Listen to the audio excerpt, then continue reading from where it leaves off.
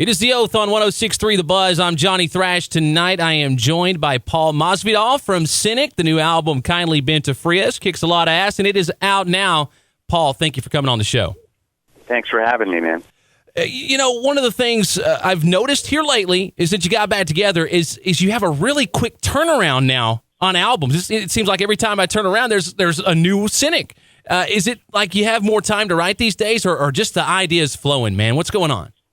Well, it's, I guess I'm just, once we kind of reopened the Cynic door, we just decided let's make this happen, So we're busy as working musicians, but I think the Cynic stuff, it comes as it comes, and it's been, we've released Traced in Air. I think that came out technically in 2008, but it was really like December of '08, so I see it more as an '09 record. And then there was Retraced, the EP, and then Carbon-Based Anatomy, which are both like mini albums to me. They're kind of pretty flushed out little pieces. And then this is the next full length. So for us, it has been actually busy between what we do outside of the band and then kind of getting a record together, which is kind of for me, like making a movie, it's a big job. But I don't know what it is, man. It just, it comes natural for us. We've been, this is something from my childhood, so I feel like it's one of those things that I don't have to think too hard. I just have to show up, and there it comes, Yeah, and you alluded to the other things you have going on. You're known for doing music for TV. And, how comfortable are you with that? Was there a big learning curve as far as that went, or does it feel natural to you the same way you say Cynic does?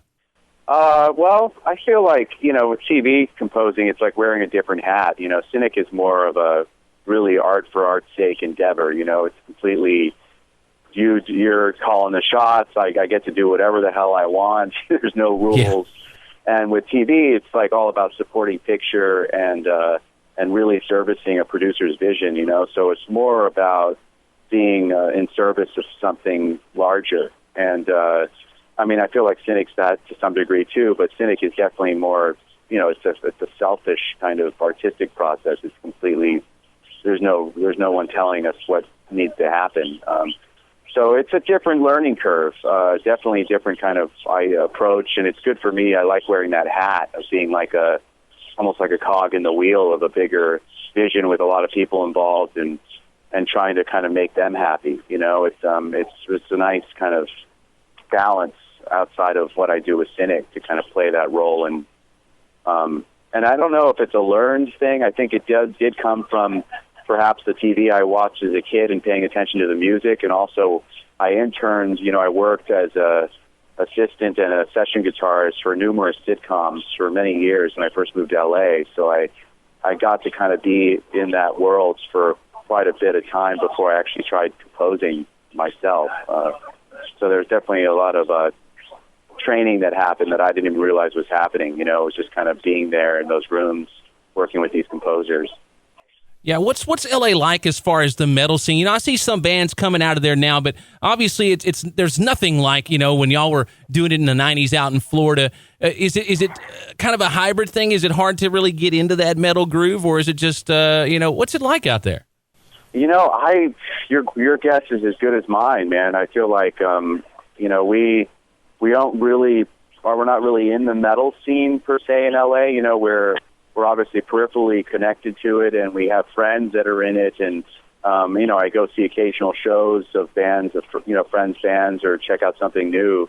But I think it's LA is a huge city, and it's got everything. It's pretty much like a flattened New York in a way. It has buildings and whatnot, but it's just massively spread out, and it seems like there is a big community here. It just depends on what you're into. There's definitely like a whole series of subcultures, and different kinds of movements going on.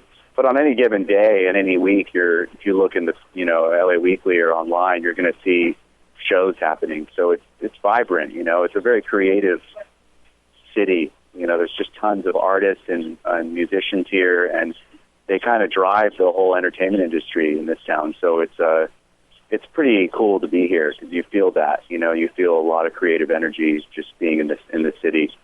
Yeah, and you mentioned something about subcultures, and to me that seems like how metal is today. There's so much going on. You think about with an album like Kindly Been to Free Us, I think had you have released that album after Focus, you say you didn't break up back in the 90s, you released that album, I don't think people would have been nearly as receptive to it back then. I think there'd have been a lot more of that's not metal enough attitude.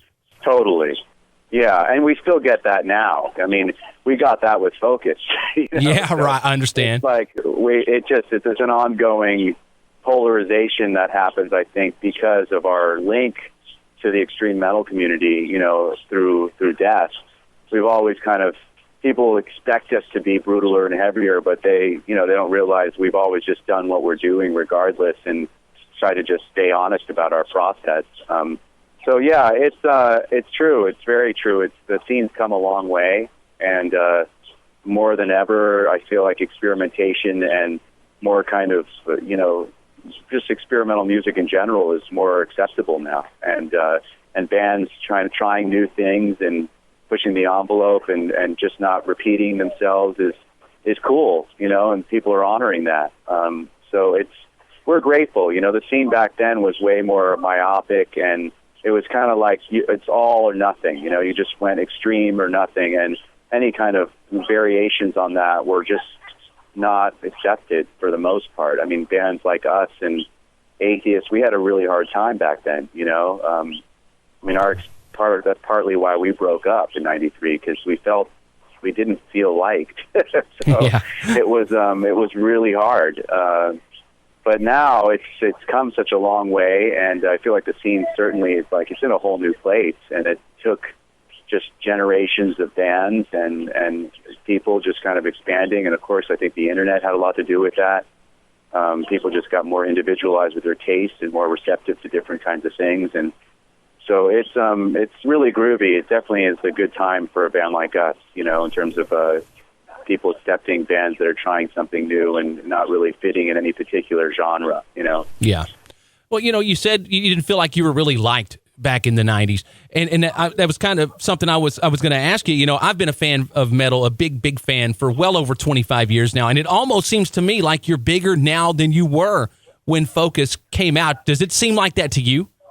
Oh, no, I mean, without question we are. When Focus was not liked when it came out, it was just not happening, man. There was, maybe you can count on one hand some reviews that barely got us, but for the most part, it was all negative because we were signed to a label that was, excelling at promoting extreme metal, especially death metal. And here was this anomaly of a band that had vocoders and weird jazzy interludes and what we felt like were really effective, cool songs and our own thing. But that expression was not honored, back then. And it took a good 15 years for people to go, whoa, this is cool. Yeah. They're actually onto something. And it took a lot of cool bands like Meshuggah and Opeth and other contemporaries of ours to come out in the press and say Cynic are badass, and suddenly people started paying attention. And I feel like, it was really a combination of that, like having other artists kind of sing our praises and speak out about what we were doing, and then just, the generational shifts. But yeah, back then, man, we were doomed. It was rough, man. It was not easy. I mean, I have memories of bottles being thrown at us when we toured with Cannibal Corpse. I mean, it was booze and it was rough. I remember I think one show on that whole tour was good. It was, in Berkeley or something, a college town. But yeah, it was a different time, man. Totally different time and different scene. And thankfully, we're in a different place now. Yeah, well, I love the fact that people are finally getting what you're about and coming around to it. And you'd mentioned Atheist earlier, and it seems like people get what's going on with them, too. You were expected to be this offshoot of Death because of what you'd done with Death. Yeah. And I just think people were like, wow, it's so over their head. Because if you listen to Focus, sure, you can say it's a technical death metal album, but you were doing stuff then that you're doing now. And when you look at Kindly Been to Free Us, you've just basically... this is a prog rock record. I mean, it's not a death metal record at all. Yeah. Have you ever considered going a total 180 and just putting out a total death metal record? I've thought about it. I don't know if it would be appropriate under the Cynic moniker because we're more of an experimental band. But, yeah, I mean, especially having toured this death stuff, which I've been doing, the Death to All little day tours. I mean, I kind of reconnected with the visceral aggression of really kind of primitive death metal. And it's something that I never thought I would return to or even understand. And it was like, whoa, I can get into this. Yeah. I still got some anger, man, and so it's one of those things where, yeah, I think I could probably do it, and I could probably do it pretty easily if I just kind of shifted gears and put on that cap and said, let's make a brutal, catchy death metal record, I just haven't been there in that headspace, but you never know, man. Weirder things have happened. I mean, just the fact that we're together and a working band again is, to me, a phenomenon. So it's, oh man, all, who knows where this path may lead us. That's awesome. Speaking of a path, what's the plans for touring behind the new album? Well, we're talking about some little runs. We're doing like little 2-week runs here and there. The first window of it is coming up just before summer, I think. We haven't kind of announced any dates yet, but there's little things kind of in the works right now, and people will probably have a chance to see us by the summer. Outstanding, man. I look forward to it. I haven't had a chance to catch Cynic live, so hopefully you'll have a Texas date for me. I'm betting you will. Yeah, at some point we'll head down there for sure. We got to hit that part of the States. Well, we'll love you down here. I guarantee it. A lot of Cynic fans, a lot of metal fans, whatever. It's a good scene out here, I'll tell you that much. And Paula, I'm digging the new album, Kindly Bent to Free Us. Look forward to catching you on your road, like I said. And again, thank you so much for taking a few minutes to talk to me, man. Right on, man. Thank you, Johnny. I appreciate it.